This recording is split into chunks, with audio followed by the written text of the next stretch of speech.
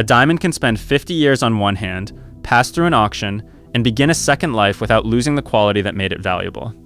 A plated chain can spend one summer on one neck and return with half its color missing. Both are called pre-owned. Only one still contains what the next buyer thinks they are paying for. Some pieces reach the secondhand market after the first owner absorbed the showroom price. Others arrive after that owner consumed the useful part. Today, I am showing you 10 jewelry pieces you should almost always buy used, and 5 I would never buy used without professional inspection or rebuilding. Number 1 appears on both sides. The stone may be a brilliant purchase. The ring holding it may erase the entire deal. One rule before we start, because always and never need conditions. Always means authentic, verifiable, returnable, and meaningfully cheaper than a comparable new piece. Never means I would not pay ordinary used market money unless a qualified specialist corrected the risk and documented the work. That is not fine print. It is the difference between advice and theater. Let us begin with the pieces where an earlier owner can work in your favor. Number 10, brooches. A ring meets countertops, door handles, soap, and gravity every day. A brooch spends most of its working life attached to fabric. That difference lets fine engraving, enamel, and structure survive with less wear than on many rings. Modern shoppers chase chains and earrings, while brooches can sit unnoticed because the category feels old-fashioned. Look past the label and inspect the object. Open the pin slowly. The hinge should move without wobbling, the stem should be straight, and the catch should close securely. Check enamel for hairline cracks, stones for replacements, and the back for rough solder from an old repair. Read every mark before anyone polishes it. A brooch is smart, used not because every example is valuable, but because the part that required the most skill often received the least abuse. Number 9, cufflinks and tie bars. The secondhand market punishes formal menswear simply for being formal. Fewer people wear cufflinks weekly, so fewer buyers compete, even when the materials and workmanship are excellent. A matched pair in gold, sterling silver, enamel, onyx, or mother of pearl can cost less used than a flimsy new accessory built for one wedding. But matched is the important word. Compare both faces under the same light. Color, dimensions, wear, and maker marks should agree. Work the swivels and hinges. Look for a replaced back, bent bar, chipped enamel, or solder appearing on only one side. A single orphan beside a near match is not a pair. Monograms are not automatically a flaw, but they shrink the future audience and should affect the price. Buy the set whose construction tells one consistent story. Number 8, solid gold charms and pendants. Simplicity is your friend on the used market. A pendant has no sizing problem, few moving parts, and usually no hidden mechanism. The valuable part is visible: gold, weight, maker, and handwork. The weak point is the small loop carrying everything. Examine the bail and every jump ring for thinning, stretching, cracks, and old solder. Confirm whether the body is solid or hollow, because a large silhouette can contain little metal. Read the purity mark, then find the maker or responsibility mark supporting it. An engraving can be history, decoration, or a bargaining tool. If the pendant opens, test every hinge and frame as well. Lockets fail at their moving edges, not in the portrait on the front. What you should not accept is a worn loop disguised by fresh polish. The pendant may be ready for another lifetime. Its connection must survive tomorrow morning. Number 7, plain gold bands. Emotion makes buyers irrational here. A simple ring may carry a wedding date, divorce, or unfamiliar name, and people treat the metal as though it remembers. It does not. A substantial plain band is one of the easiest used pieces to understand. With no stones or hidden gallery, you can weigh it, verify the alloy, inspect the profile, and see most problems before paying. Turn it sideways and study the bottom of the shank, where decades of contact make a band thin. Look for a sizing seam, porosity around repair, deep flat spots, or a circle pulled oval. Ask whether the finish can be restored without erasing engraving you care about. Be suspicious of edges rounded into softness by repeated aggressive polishing. Shine can remove evidence as easily as it removes scratches. A plain band is not guaranteed value, but it is an unusually honest object. If the metal remains substantial, the first owner's story does not stop it becoming yours.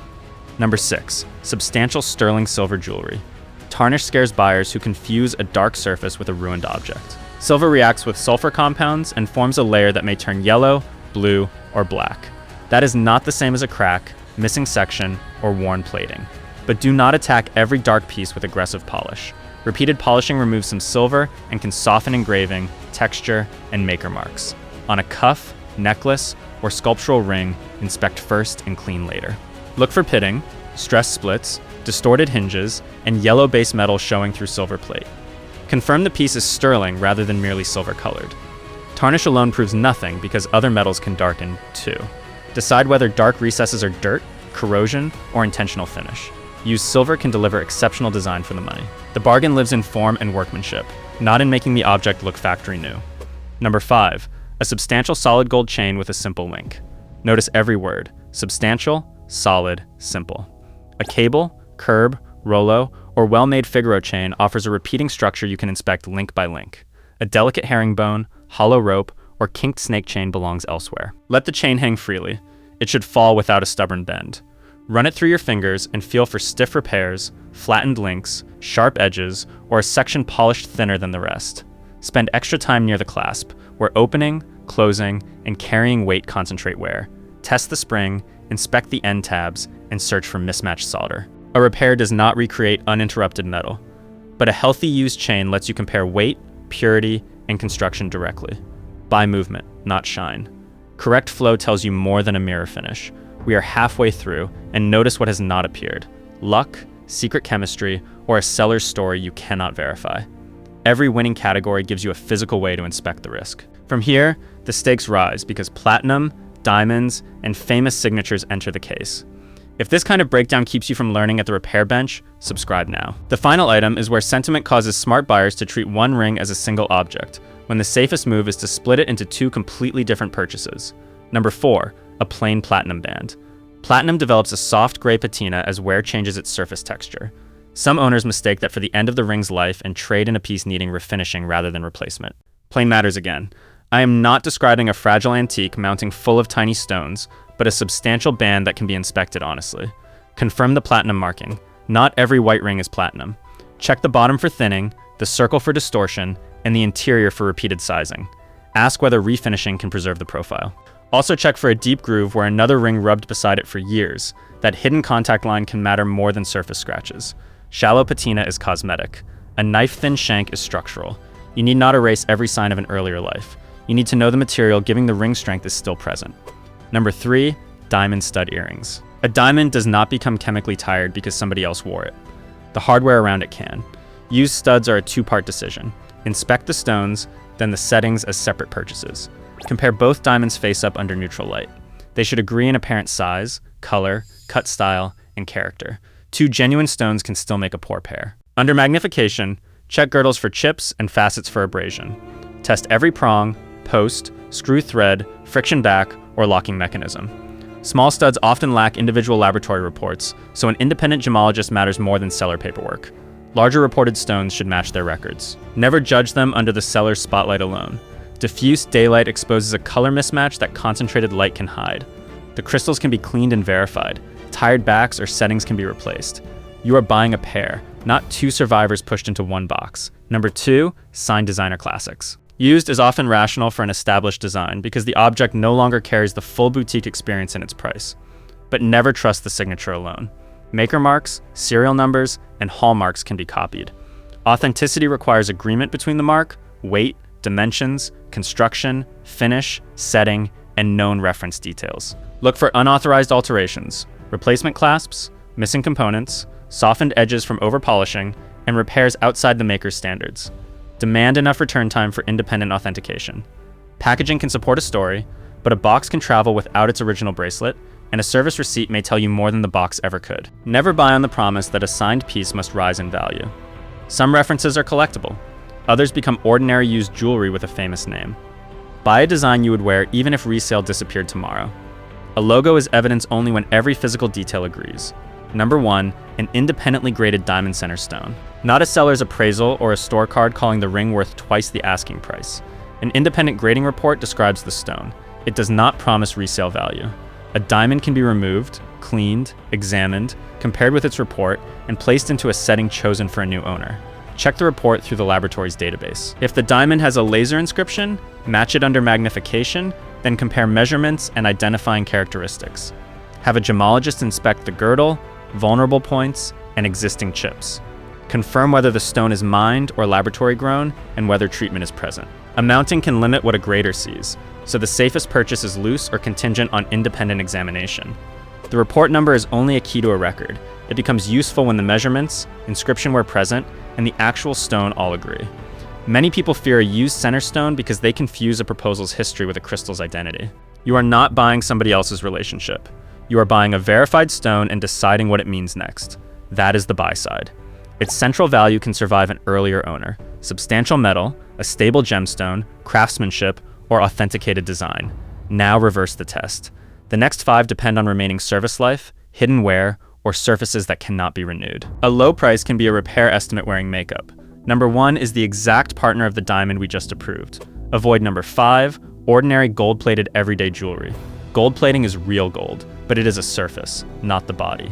It eventually wears according to thickness, base metal, friction, moisture, cosmetics, and treatment. On a used daily wear ring, chain, or bracelet, you rarely know how much surface remains.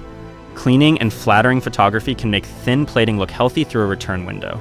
Then edges fade and the base metal begins deciding the color.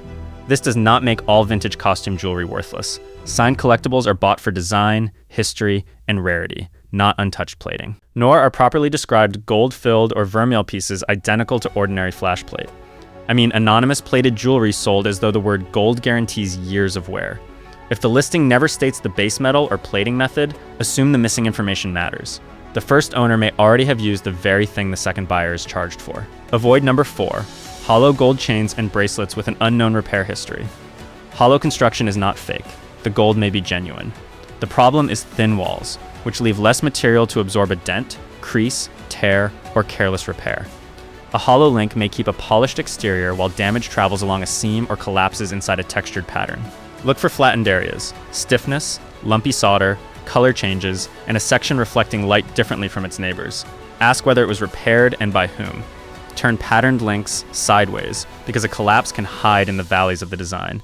If the seller cannot answer, price that uncertainty. Lightweight hollow jewelry can make sense new for someone who understands its limits. Used near solid gold money, it is a different proposition. Real gold does not guarantee generous repair margin. Avoid number 3, pearl strands with no reliable condition history. Pearls are not miniature diamonds. Their beauty lives at the surface, which perfume, hairspray, cosmetics, perspiration, heat, and bad cleaning can scratch, dry, dull, or chemically damage. Thread and knots can be replaced. A clasp can be rebuilt. Lost nacre cannot be tied back on. Examine the strand in soft, even light. Healthy pearls return lively reflections rather than a chalky blur. Check drill holes for peeling, cracking, discoloration, and residue. Compare pearls near the clasp with those that rested at the center of the neck. Uneven wear reveals history. Confirm whether they are cultured or imitation and ask about dyeing or other treatment. Do not let the old tooth test make a buying decision. Surface texture is not a complete identification. A signed or rare strand with a professional condition report may be excellent. An anonymous strand is not authenticated because it feels gritty or looks old.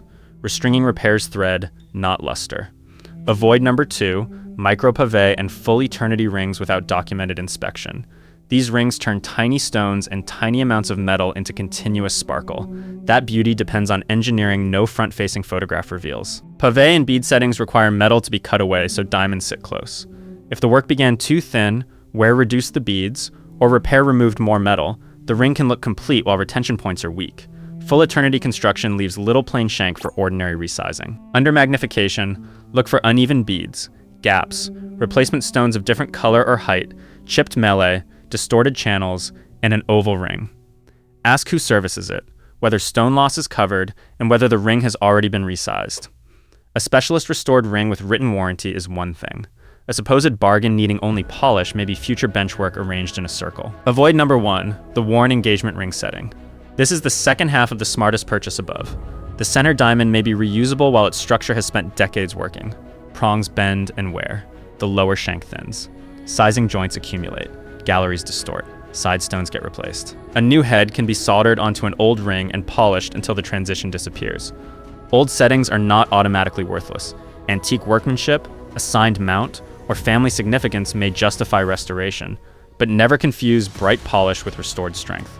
A moving diamond faces greater chipping risk, and one damaged prong can leave it insecure. Each prong tip should contact the stone cleanly. A visible gap is not character. Examine the ring from the side and underneath, not only from the sparkling top. Get every required repair in writing before valuing the setting. Sometimes the honest answer is to buy the used stone, retire the exhausted structure, and build for the hand wearing it now. The stone is the passenger. The setting has taken every mile. Carry this test into any estate counter, auction preview, pawn case, or online listing. First, where does the value lie? Durable material and verified design, or a surface and mechanism with limited life? Second, can the important condition be examined before the return window closes? Third, would one serious repair erase the saving? When value survives, condition is visible, and the seller stands behind the description, arriving second can improve the deal. When value is consumed with wear, used may mean somebody else enjoyed the reliable years. The honest ending matters. Nothing becomes good merely because it is old, discounted, branded, or precious. Gold can be overpriced. Diamonds can be chipped. Designer pieces can be fake. Platinum can wear thin. A new piece with a strong warranty may beat questionable estate jewelry every time. The goal is not to worship secondhand. It is to separate objects that preserve their expensive part from objects that spend it. Now tell me in the comments, what is the smartest used piece you ever bought, and what hidden repair taught you the most expensive lesson? Give me the piece, the place, and what appeared after the sale. I read every one.